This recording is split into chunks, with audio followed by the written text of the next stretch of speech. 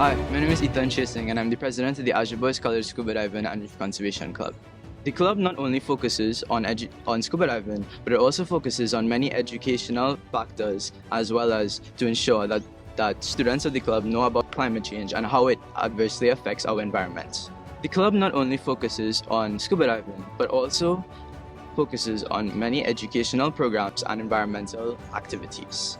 These activities include beach cleanups, recycling programs, as well as educational conferences. The club offers many educational programs regarding climate change, environmental disasters, and the marine environment and how we affect it as people.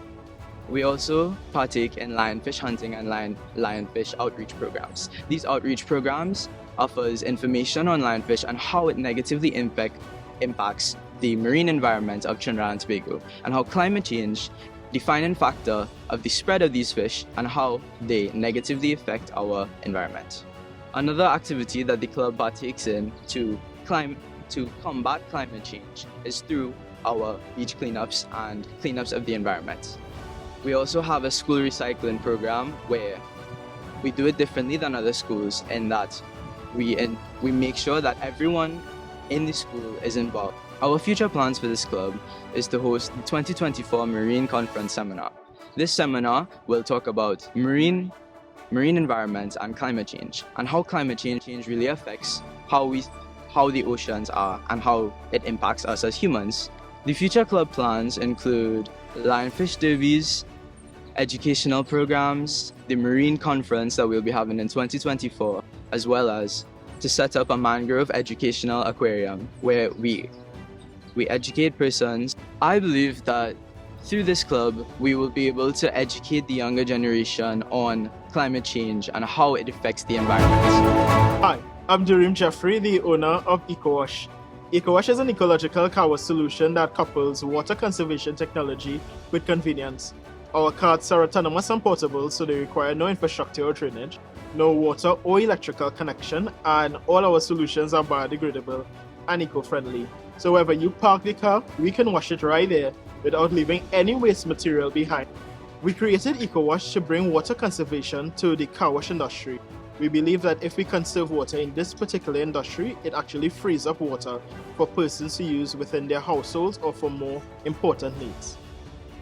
Climate change to me means that we as individuals, households, government, or even large corporation, the habits that we have has a direct impact on our environment, thereby creating climate change, whether it be drought, weather changes, different weather patterns, or different negative impacts that we ourselves have contributed toward the environment. Growing up in Moruga all my life, I would have directly felt the impacts of our water deficit that we experience here in Trinidad.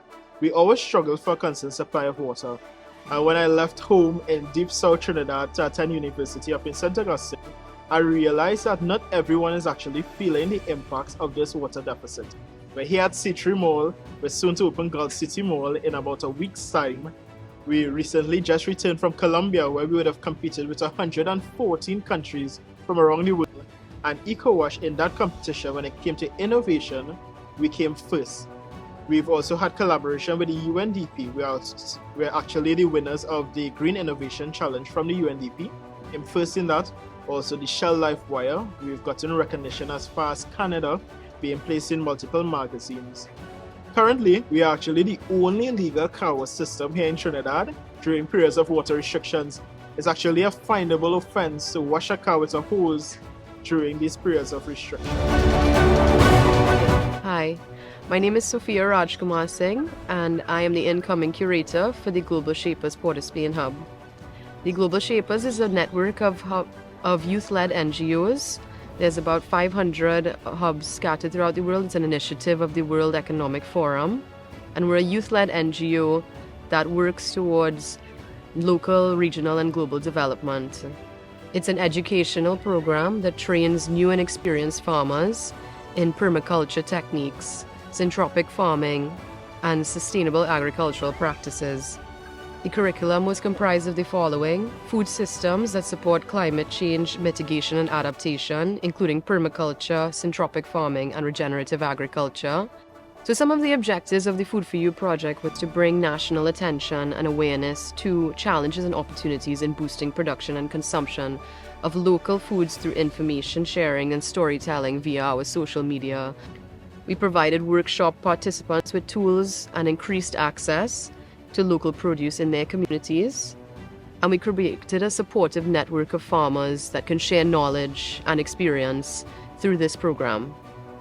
So through introducing permaculture practices to our local farmers who can implement it in their farms, our produce will be more locally sourced in the retailers. So the impact of the Food for You project was to directly impact our farmers who participated in our workshops through providing them with the educational courses on the permaculture practices, the regenerative agricultural practices, which gave them direct access and knowledge to the tools and resources that they can use to make their practices more sustainable. But also through bringing awareness and attention to regenerative agriculture. I just want to say thank you to the EMA for recognizing youth climate champions, shining a spotlight on our efforts, and thank you for looking at our project and inviting us to the awards, and we're really excited to see what comes of it. I'm Katrina Miraj. I am a project engineer here at Trinidad Tissues Limited. Firstly, I would like to thank the EMA for recognizing initiatives aimed at reducing climate change. At Trinidad Tissues Limited, we continuously seek innovative ways to reduce our carbon footprint and impacts on climate change. So to this end, our project was focused on increasing the use of recycled paper as well as sourcing raw materials from sustainably managed forests. As a child, playing outside was my favorite activity. However, as I got older, the outdoors simply became too hot. Later in life, I found out that this was due to climate change. So when I entered this manufacturing company, I saw an opportunity to have an effect on climate change. The first part of this project involved increasing the use of recycled paper. From 2021 to 2022, our use of recycled paper resulted in reduction of greenhouse gas emissions by about 14,000 metric tons of carbon equivalent. By using recycled paper within our production, we encourage a culture of recycling in our country.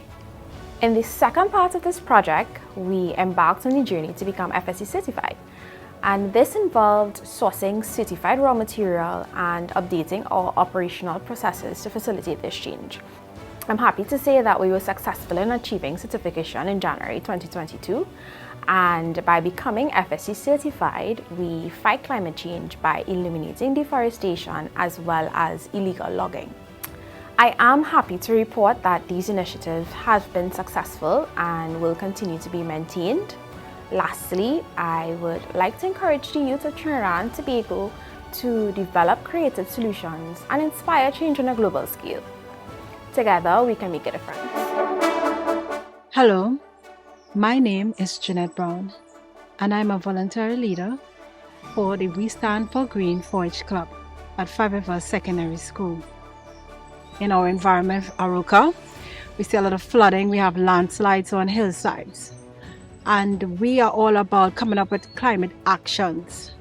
We want to preserve our environment for the future. So, our group, the We Stand for Green 4-H Club, our objectives are to educate others about climate change. Our group, We Stand for Green 4-H Club, S4G 4-H Club, came up with a creative solution to help reduce our carbon footprint. And that is the eco-retaining live wall. This wall is made up of scrap tires, concrete rubbles, dirt, and also soil conserving plants such as couscous grass and paraca sticks. Climate change has impacted our environment adversely. Every rainy season, we are affected by flooding on the low-lying areas, and we also are affected by landslides on the hillsides. So our group came up with a creative solution, and that solution was eco-retaining live wall. This wall comprises of scrap tires, and concrete rubble. In addition to that, we have also included live plants. These plants are soil conserving plants, and they also provide aesthetic beauty. We are reducing the amount of tires going into the landfills. We are recycling scrap tires and also the concrete rubble. We would like to thank EMA for giving us that drive to come up with solutions like this. Hi, my name is Aliyah Daya, the Junior Public Relations Officer of No Youth Left Behind. And I am Quincy Joseph, founder and managing director of No Youth Left Behind. So this project, the objective and goal of this project is to sensitize, to connect, and to empower young individuals. The project Environmental Youth Energy was designed to empower youths aged 7 to 16 to be trained, skilled, and motivated agriculture, environmental, and sustainability ambassadors to their peers and community. Environmental Youth Energy was first launched in 2019 right here at the Library Pitch Lake. Before, this area was just, unkept and just overrun with forestry and bush. Although we are focused on climate change, we also use this program to impart life skills such as cognitive thinking, anger management, and all the necessary, as we say, off-the-field skills that you would need. First and foremost, we have ensured that our syllabus is fun and innovative and would be appealing to the target audience. One of our main trees that we planted was mangrove. We planted several, I believe it was black mangrove and red mangrove at the Vestini Beach, the river there. We also work and have a site there where we deal with reforestation and addressing the negative climate situation, reducing harmful CO2 emissions. So besides the planting of trees, we have workshops. We host a lot of other NGOs and community-based organizations, a lot of police youth clubs to help spread the message. Welcome one and all to the Library Pitch Lake to experience our project and all the benefits. I'm not here in Aliyah. Why you're not speaking? You're go on mute.